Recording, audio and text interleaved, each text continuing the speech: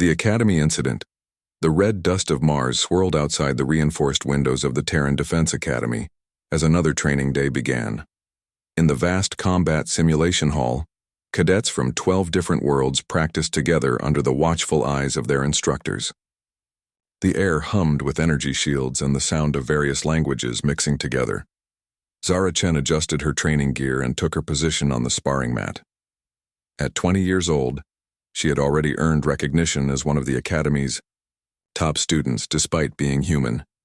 Her black hair was pulled back in a practical ponytail, and her dark eyes held the quiet confidence of someone who had worked twice as hard as everyone else to prove herself worthy.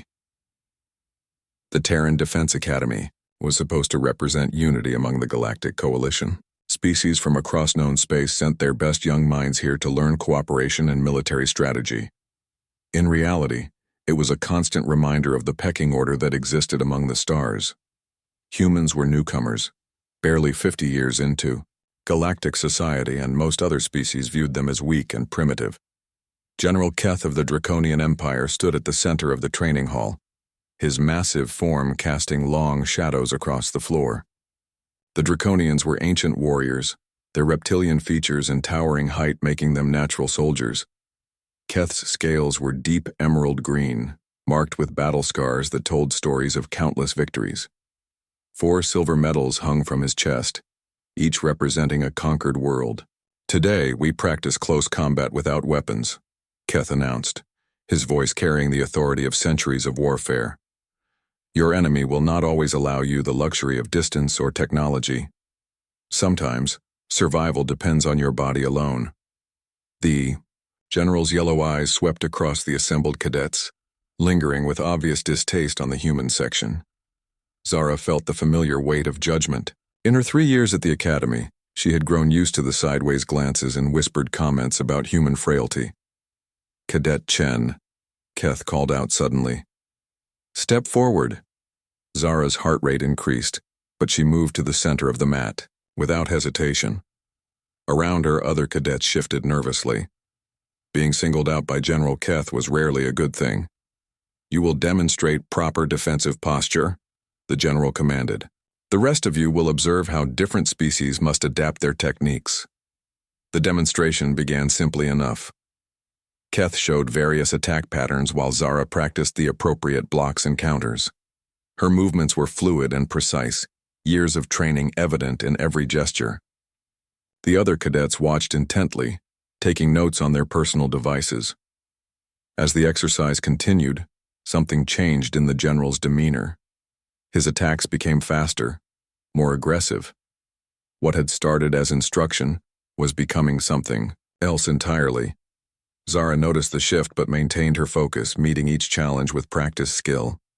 "Humans rely too heavily on technology," Keth said loudly, his voice carrying across the hall. "Strip away their machines and they become helpless." His next strike came faster than before, forcing Zara to dodge quickly. "Your species joined our coalition through luck and politics," the general continued, pressing his attack. "Not through strength or honor." The word stung, but Zara kept her expression neutral. Other instructors in the hall began to notice the increasingly aggressive tone of the demonstration. Commander Sarah Rodriguez, the human officer in charge of Academy discipline, moved closer, to the training area. She had seen this kind of behavior before and knew how quickly it could escalate. Keth's attacks grew more brutal. What should have been controlled demonstrations became real strikes with real force behind them. Zara found herself defending against an opponent who was no longer pulling his punches. Her training kicked in automatically, her body moving with desperate precision to avoid serious injury. "This is how humans fight," Keth announced to the watching cadets.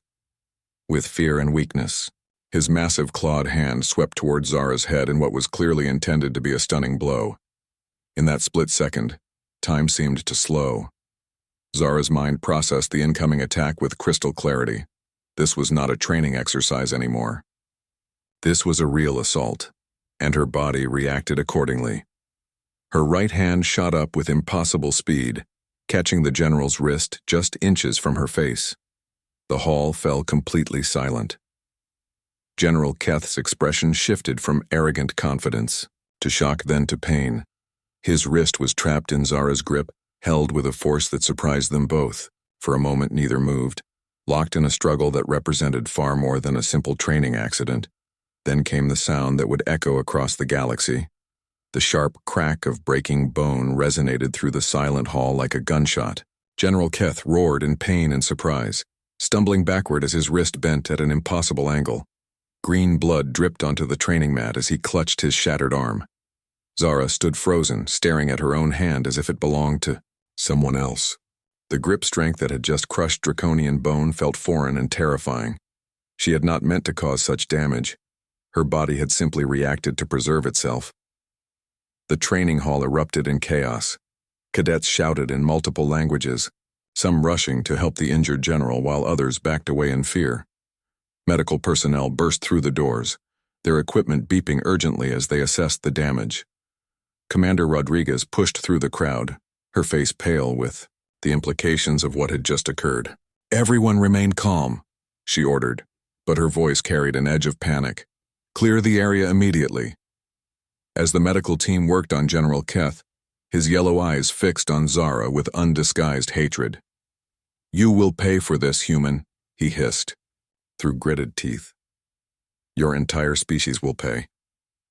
The word sent a chill through everyone present. This was no longer an Academy incident. This was a diplomatic catastrophe with the potential to destabilize the entire Galactic coalition. Within hours, news of the incident had spread throughout the Academy and beyond. Security footage of the moment Zara broke the general's wrist was being analyzed by military experts on dozens of worlds.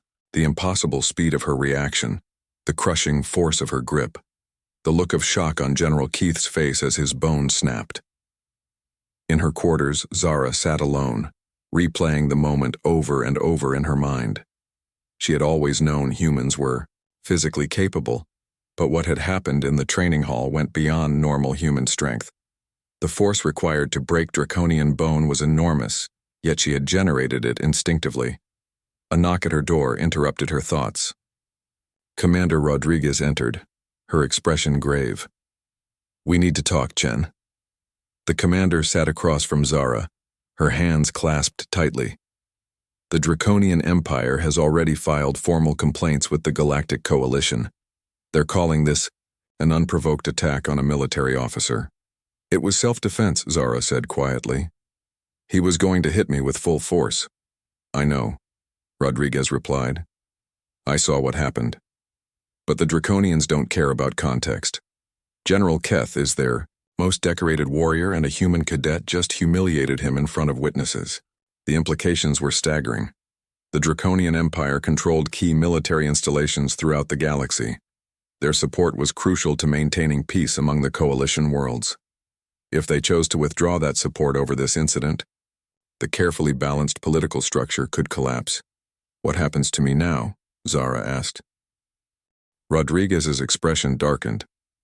"Earth Command is trying to arrange diplomatic immunity, but the Draconians are demanding your immediate extradition to their homeworld for trial.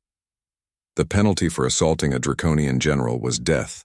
Not just any death, but ritual execution designed to demonstrate the consequences of challenging their authority."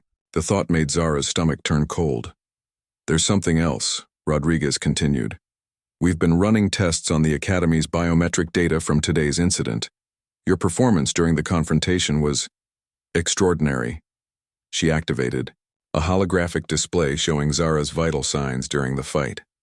Heart rate, muscle tension, neural activity, all tracked by the Academy's monitoring systems. The readings were unlike anything in human medical records.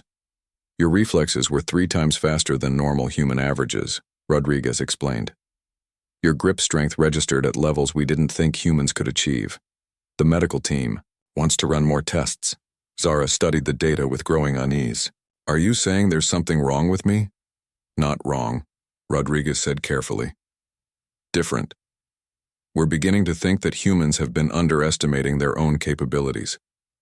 Earth's higher gravity, our evolutionary history, our survival, instincts. We may be more physically capable than anyone realized." The conversation was interrupted by an urgent announcement over the Academy's communication system. All personnel report to emergency stations. This is not a drill. Through the window, Zara could see unusual activity on the landing platforms. Military transports were arriving with increasing frequency, and security patrols had doubled around the Academy perimeter. Rodriguez stood quickly, checking her personal communicator. Her face went pale as she read the incoming messages. "It's starting," she said grimly. "What's starting?" "The Draconian Empire has recalled all their personnel from human worlds. Their fleet is mobilizing near the Centauri system. Other species are choosing sides." Rodriguez looked directly at Zara. "Your defensive action may have just triggered the first interspecies war in galactic history." The weight of that statement settled over Zara like a physical force. One moment of self-preservation had somehow escalated into a crisis that could engulf entire worlds. The frightened cadet who had simply tried to protect herself was rapidly becoming a symbol of something much larger and more dangerous. As alarms continued to sound throughout the academy, Zara realized that her quiet life as a student was over. Whatever happened next, she would be at the center of it, representing not just herself but the potential of an entire species that the galaxy was only beginning to understand. Escalation to War 3. Days after the Academy incident, Zara found herself in a secure facility deep beneath Earth's capital city. The underground complex buzzed with activity as politicians, military leaders, and scientists worked frantically to prevent the crisis from spiraling completely out of control. The room where Zara waited was sparse and functional, with reinforced walls and a single window showing the artificial daylight of the underground city. She had been relocated here for her own safety, after Draconian agents were detected near the Mars Academy, apparently sent to capture her before diplomatic negotiations could proceed. Dr. Elena Vasquez, Earth's leading expert on interspecies physiology, entered the room carrying a tablet filled with test results. Her gray hair was pulled back severely, and her expression held the intensity of someone who had been working without sleep for days. "The results are extraordinary," Dr. Vasquez said without preamble. "We've tested over 200 humans in the past 72 hours, and the patterns are consistent across the board." She activated the tablet's holographic display, showing anatomical diagrams and performance metrics. "Humans living on Earth have developed capabilities that we never fully understood. Your planet's higher gravity has been shaping your evolution for millennia." Zara studied the data with growing amazement. Muscle density comparisons, bone strength measurements, reflexive response times, all far beyond what humans had previously believed possible. When threatened, humans can access reserves of strength and speed that remain dormant under normal circumstances, Dr. Vasquez continued. "Your incident with General Keth was not an anomaly. It was your body's natural response to mortal danger." The implications were staggering. If humans possessed these capabilities naturally, why had they remained hidden for so long? The answer, according to the research, lay in their psychology and environment. "Most humans never encounter situations that trigger these responses," the doctor explained. "Your modern society, with its safety measures and cooperative structures, rarely demands such extreme physical reactions. But when the need arises, as it did during your confrontation, the human body can perform remarkable feats." A soft chime indicated an incoming priority message. Dr. Vasquez checked her device and frowned. "Admiral Harrison wants to see you immediately." They traveled through corridors filled with military personnel rushing to their assignments. The underground facility had become the nerve center for Earth's response to the growing crisis, and the tension was palpable. In the command center, massive screens displayed the positions of fleets throughout the galaxy. Red markers indicated Draconian forces, blue showed human vessels, and green represented the ships of species that remained neutral. The tactical situation was deteriorating rapidly. Admiral Robert Harrison stood before the main display, his weathered face showing the strain of the past few days. He had spent 40 years in space service working to build relationships between humans and other species. Now he watched those relationships crumble in real time. "Cadet Chen," he said when Zara entered. "Or should I say Lieutenant Chen, you've been promoted under emergency protocols." Zara felt a chill at the casual mention of military rank. Sir, I haven't even completed my academy training. Training is a luxury we no longer have. Harrison replied grimly. He gestured to the tactical display. The Draconian Empire has issued an ultimatum. Surrender you for trial within 48 hours, or they will consider humanity to be in a state of rebellion against galactic law. The screens showed the movement of Draconian battle groups toward human colonies. Their massive warships, each capable of reducing a planet to ash, were taking strategic positions throughout human space. What's Earth's response? Zara asked, though she suspected she already knew the answer. President Martinez has refused, Harrison said. We will not hand over one of our citizens to face execution for defending herself. The Galactic Coalition is trying to mediate, but the Draconians have already withdrawn from all joint operations. Dr. Vasquez stepped forward. Admiral, there's something else you need to know. Our research has revealed that the Draconians have been studying human capabilities for years. She activated a new display showing intercepted communications and intelligence reports. General Keth's assignment to the Academy was not routine. He was specifically sent to test human responses under stress. The revelation hit Zara like a physical blow. The whole thing was planned? The confrontation was engineered, Dr. Vasquez confirmed. They wanted to measure human defensive capabilities, but they expected you to dodge or retreat. They didn't anticipate the force of your counterattack. Admiral Harrison's expression darkened. So they've been planning this conflict for years. It appears so, the doctor replied. Intelligence suggests they view humans as a long-term threat, due to our adaptability and rapid technological development. They were looking for an excuse to act before we became too powerful. The command center's communication system activated with an urgent alert. Admiral, we're receiving a transmission from the Draconian flagship. On the main screen, General Keth appeared, his arm now encased in a cybernetic replacement that gleamed with threatening energy. His reptilian features were twisted with rage and humiliation. People of Earth, he began, his voice carrying across the communication channel. Your species has revealed its true nature. You have hidden among the peaceful races of the galaxy while secretly developing your strength for conquest. Behind him, Zara could see ranks of Draconian soldiers preparing for battle. Their weapons were charged, their expressions eager for conflict. The human who attacked me represents the deception of your entire race, Keth continued. You pretend weakness while harboring the strength to crush bone with your bare hands. This cannot be tolerated. The general raised his cybernetic arm, servos whirring as the mechanical joints moved. I demand satisfaction for the injury inflicted upon me. Single combat, human against Draconian, with the fate of both species hanging in the balance. Admiral Harrison muted the transmission. He's trying to make this personal. If he can defeat you in single combat, he'll claim victory for his entire empire. Zara felt the weight of impossible responsibility settling on her shoulders. And if I refuse?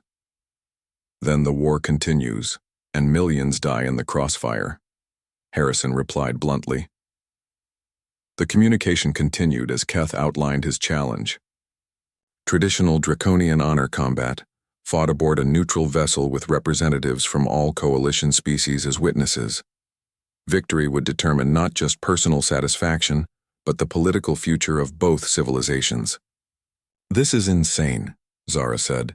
I'm just a cadet. I can't represent all of humanity in single combat. Dr. Vasquez looked at her intently. According to our research, you can. Your capabilities under stress are remarkable, and with proper preparation, you could match or exceed Draconian combat effectiveness. Before Zara could respond, new alerts began flashing across the command center's displays. Ships throughout the galaxy were choosing sides, creating a complex web of alliances and enmities that threatened to tear apart the fragile peace of the coalition. The Aquarian Federation announced support for humanity, citing their own experiences with Draconian aggression. The Silicon Collective declared neutrality, but began moving their vessels to defensive positions. Most concerning of all, several minor species publicly sided with the Draconians, fearing human expansion more than Draconian domination. The galaxy is dividing, Admiral Harrison observed. Every hour we delay makes the situation worse. A young communications officer approached with a priority message. Sir, we're receiving surrender demands from draconian forces at 3 human colonies. They're giving civilians 6 hours to evacuate before beginning orbital bombardment. The home threat was clear. Whether Zara accepted the challenge or not, draconian forces were already moving to attack human settlements. The diplomatic phase of the crisis was ending, replaced by the brutal reality of interspecies warfare. Zara looked around the command center at the faces of people who were depending on her decision. Military officers who had spent their careers trying to prevent exactly this kind of conflict. Scientists who had discovered that humans possessed capabilities they never imagined. Politicians who were watching their carefully constructed alliances crumble. If I fight Keth and lose? She asked quietly. Then humanity becomes a client species under draconian rule, Harrison replied. Our colonies become their territory, our people become their subjects. And if I win? Then we prove that humans belong in the galaxy as equals, not as inferiors or aggressors. The weight of that statement hung in the air like a physical presence. One fight between 2 individuals would determine the fate of billions of people across hundreds of worlds. Zara closed her eyes, remembering the moment in the academy when her body had reacted without conscious thought to defend itself. The crushing grip that had shattered Keth's wrist had felt both foreign and completely natural, as if she were accessing abilities that had always been there, waiting for the right moment to emerge. When she opened her eyes, her expression held a determination that surprised everyone in the room. I'll do it, she said simply. I'll fight him. Admiral Harrison nodded solemnly. Then God help us all.